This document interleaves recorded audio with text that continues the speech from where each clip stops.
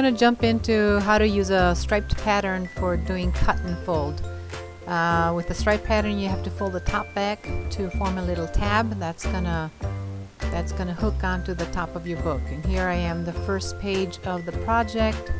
You slide that pattern out until the very first stripe hits the edge of the first page, and you mark the top and the bottom of that stripe. And then you take, I use a red pen to do this, mark the stripe that you were already marked on the book, go to the next page, the next stripe, and you're going to fold black and white stripes. So mark the top and the bottom of that stripe, mark it as done, go to the next one. Here I am skipping forward to where you have two levels, right? A top piece of stripe and a bottom piece. Mark both of them when you're doing cut and fold.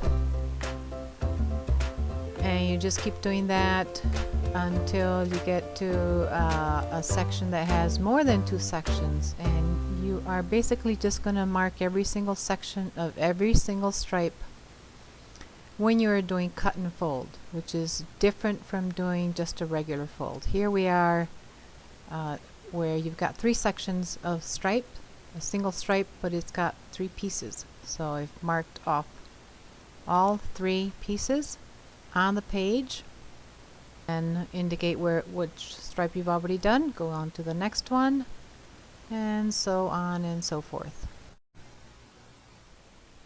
So using a stripe pattern saved me probably at least an hour over using a ruler and numbered measurements to mark off all of those tick marks.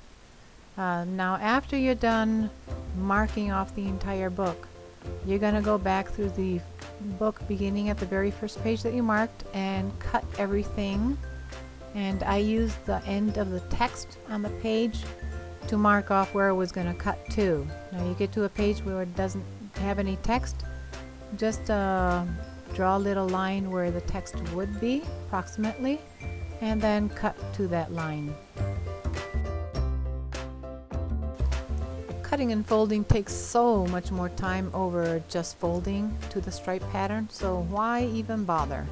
I'm going to show you here the difference between just folded and a cut and fold pattern, the same exact pattern, and you'll see the cut and fold has a lot more detail, and that's why it takes about 4 times as long to do.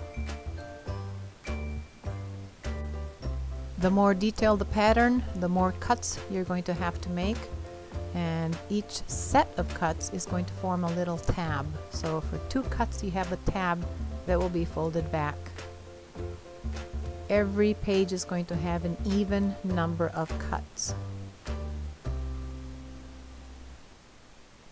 Now we've come to the step where you fold all the tabs back, and since I'm going to fold the top and bottom tab at an angle, I'm marking off about 2 inches from the spine a little visual aid to know where I'm going to fold to. The top one, since I'm not going to be able to see the top of the book while I'm folding, I just gouge that out as deeply as I can with a very sharp object. And the point is, when you open the book, every single page is going to show you a little tick mark. So if you don't see the tick mark, go back and gouge it out some more. The bottom of the book you don't have to, because you can see the stripe at the bottom of the book from where you're standing. Now you take the top tab, fold it at an angle, take the bottom tab and fold that at an angle to the marking that you put at the bottom of the book, and then wherever that fold interferes with either the spine of the book or another fold, you're going to trim that off or fold it back.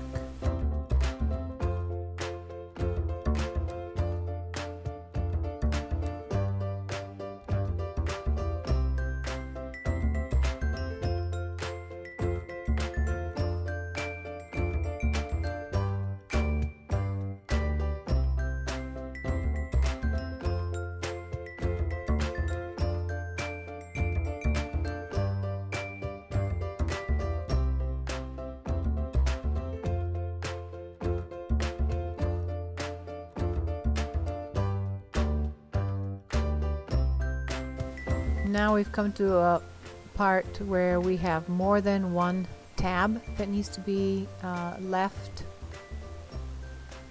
showing.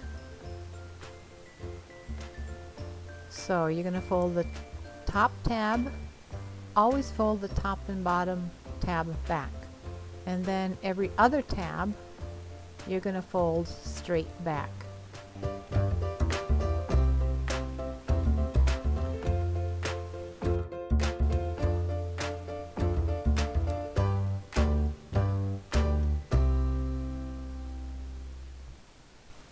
This is the first time I did a fold and cut, and I used a straight edge for the process about a third of the way through the book, and then I discovered that I really don't need to use that little piece of cardboard or ruler to make my folds.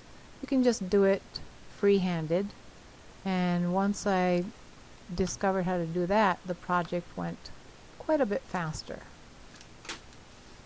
I'm just going to let you watch me do that here for a while and see that every other tab gets folded back straight.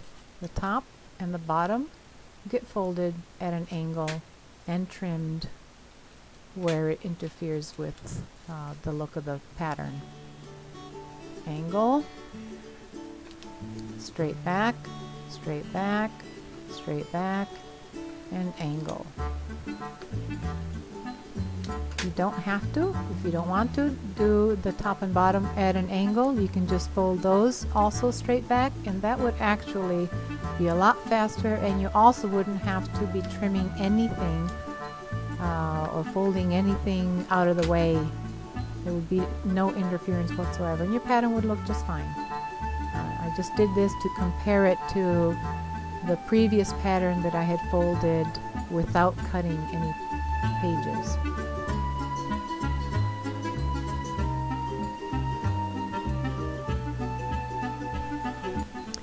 You can get striped patterns on my Etsy shop, and you can even order a custom pattern and use this method to make a very detailed rendition of the pattern on your book.